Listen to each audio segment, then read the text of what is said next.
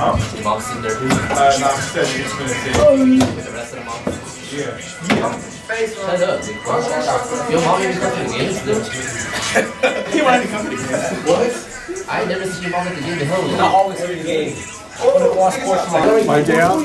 Hey, the Quan. The Quan. First off, didn't my Jamie played the Quan. ran out of pictures. I said he, not me. Hey, the Quan. Can your phone get the AirPods? Yes, sir.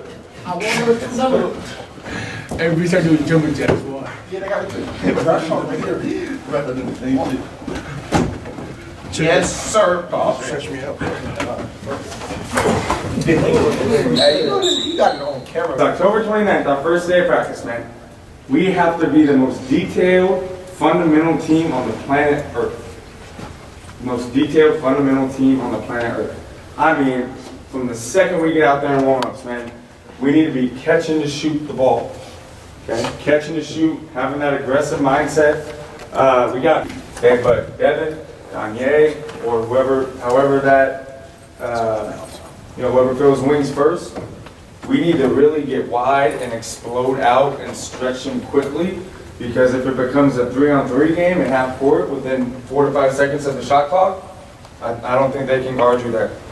If it becomes a 5-on-5 game and we're having to move it side to side and their bigger bodies can consistently hit our bigger bodies, it's going to be a lot harder to score. Okay, so we need to make sure we run, and we need to make sure our wings get out, and we need to run for layups, especially early. Okay, we need to run for layups, especially early, unless you're Titus, he's running the 3-point line, unless there's no one in front of him. Okay, and then our fives, they don't have a ton of depth. We need to make their fives continue to run as well. Okay, so if you don't get the rebound, Raul, DeQuan, Gavin, you need to really take that middle, because if you run and can beat down, you'll collapse the defense just with your sprint, and that'll open up some action for our wings. Okay, but this is a big key for us, and that hasn't been a big key for us lately. We haven't talked a lot about offensive transition lately. We need to be much better passers in transition, but we're going to be better passers if we run with each other. Okay, the passes are going to be easier. Okay, we talked a lot on film. We don't want one-on-ones. Anytime we can make it a numbered advantage, a 2-on-1, a 3-on-2, we always want to take that. You're never out of the play. You at halftime, hey, Gavin, I need you to get every board. I need you to get every board. None that. Get every rebound defensively. Okay? Got it. Hey, if one of our teammates gets it, good for them. They're helping you out. But every rebound, you should have a ferociousness, like it's food and you got to eat. Okay? Transition. This is usually where I come in with the motivational stuff. Y'all got a section title in front of you. If you ain't motivated to play here, then you shouldn't just stay in the room. Okay? But you have no pressure on you. You have no pressure. You get to play in. All year, we've never judged you guys by the result of the game. We always evaluate ourselves by how we play, the standard we play to. We've won many games where we've come in the locker room and felt terrible about how we play. Yeah. So, all I'm asking is for you guys to just play like you've been doing that's won you 30 games. We don't have to do nothing different. We just have to execute it to the highest degree we've done it already. We don't have to change or adjust. We're not playing the Warriors.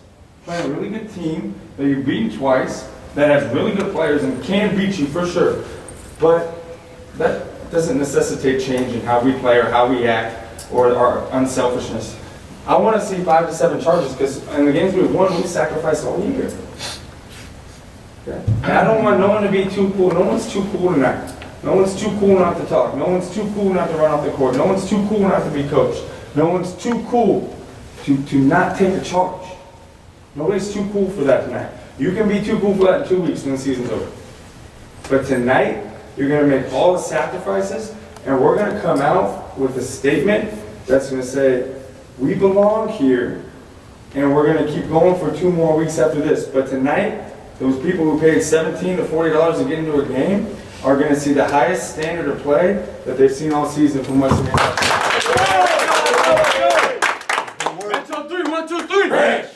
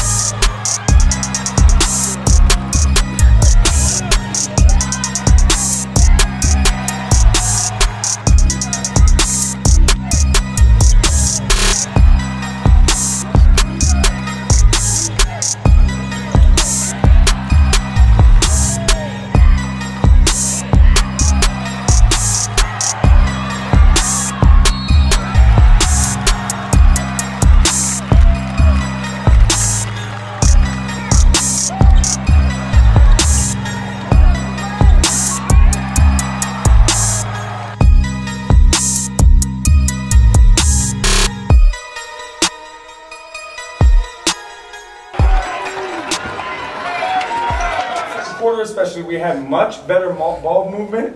We were able to pierce the zone, and you guys shot with confidence, okay? That's fine. If we win this game because Titus, if we win the game because of Titus, and he played that good, dude, I don't care how we win this game. We just need to do what we always do and find a way to win, okay? And so if it's Titus making threes or Devin making threes, dude, sacrifice everything to get the dub. Who cares? Who cares? Okay, but you're giving them hope because they're being able to get to their sweet spots. Now one's probably feeling a little bit good about himself. Now his jumper's going to go in. Dude, and then there's another time, 14, it was like their 12th dude, misses front rim. We have 3 dudes right there. He gets it back, gets fouled, and he makes both free throws. Like, our keys are bad. This is bad. This got good. This is bad. This is bad. The passing is bad. This is bad. This is bad. It's bad. And you're still up 6, dude. You gotta throw the first punch this quarter. Dude, you get up 15, 18 on this game, it's over. At any point, it's over.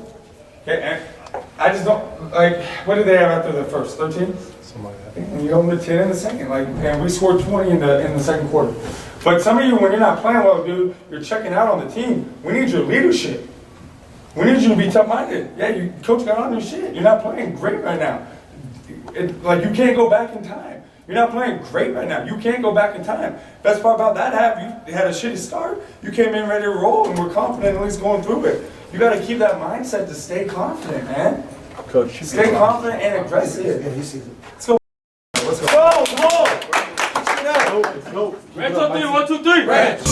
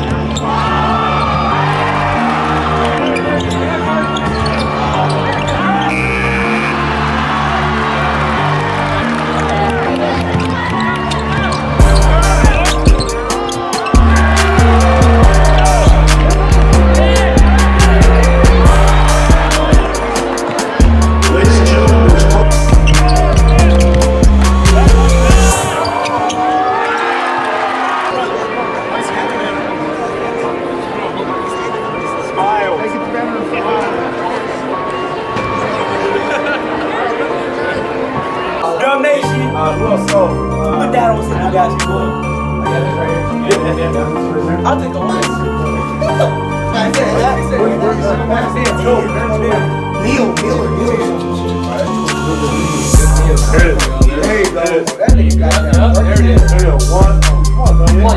Just very proud of this whole team. It was hard, and kind of how the season and your careers have gone so far. It was hard at the start, and then there was a ton of success found through it. But I'm just happy we were able to win this game with what's won us games in the past. And that was just being a team-oriented, trusting each other, and rebounding and playing defense. They only had one field goal in like a 7-minute stretch between the third and fourth quarter. So when stuff got hard for us offensively, especially in the first quarter, like you playing defense and trying on defense kept you in the game. We could have been down like 10 after the first. Okay, and then there's a lot of pressure builds and confidence builds. But I can't say more about you guys. This is not only the best team in Western Ranch history, you guys are probably now being talked about at a historical level for our section. We still have more games to go. We still have to get better for sure. But just from the way you were at walkthroughs today and the way you conducted yourself when stuff got hard and the way you played, to the way you conducted yourself after you won, just as an adult to some young adults, I'm just very proud of you guys. And there's been a great maturity in you guys over the past 4 months. And it's been a long 4 months, but you're rewarded for it. Nobody can ever take that away from you. Nobody can ever take this away from you, dude. You can't, not only did you come up here, but you came up here and kicked ass. and you gave a quarter away. Like, you bludgeoned them for 3 quarters straight. Okay? So I'm just very proud of you. I want you to take tonight, and I want you to take tomorrow to just soak it in and celebrate it, man. You know, it's a fun game, but I know when I wake up and I eat breakfast tomorrow, I'm gonna be a section champion. Santo 3, 1, 2, 3. Yes! The open division is potentially, you know, top 6, 7, 8 teams in the state. You get put there, I mean, you feel like this is a team that can compete there, and I think the success of our team is that every time they step on the court, they think they can compete with anybody. We don't hope we get put there. We would beg to be put in that. I think as a competitor, as a coach or a player, you always want to play the best at the highest level you can possibly play. I think these guys have earned that right. We started talking about this 15 games ago, and it was acknowledged we had to win 30 straight games to even have a chance at that. And we have. We've other than the time, and we're still upset about it, but other than the time at Midi where we got our stuff handed to us, man, we've met every challenge, and I think we're deserving of not only that, and if we lose, and we're going to spend the offseason trying to get better to come back to the open division the next year. It's not these guys don't run from anybody. We'll get into a staring contest with anybody because these guys don't blink. Satisfaction or happiness anymore off a win or a loss or who we beat or who we don't. It's important that, whether we would have won or lost today, we walk out of this happy with ourselves. It's good for them. They just keep proving themselves over and over. But for me, my happiness, if you would ask me this 3 years ago, I was coaching these games for me to be the reason we won. And I was so emotional, and we lost a lot of games because of me. I think now my happiness comes just from being around them. And so, no, I'm not more satisfied beating this team than I think. Sorry.